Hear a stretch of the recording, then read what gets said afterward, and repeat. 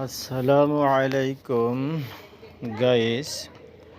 আম, এটি south African কেপটাউনের একটি town.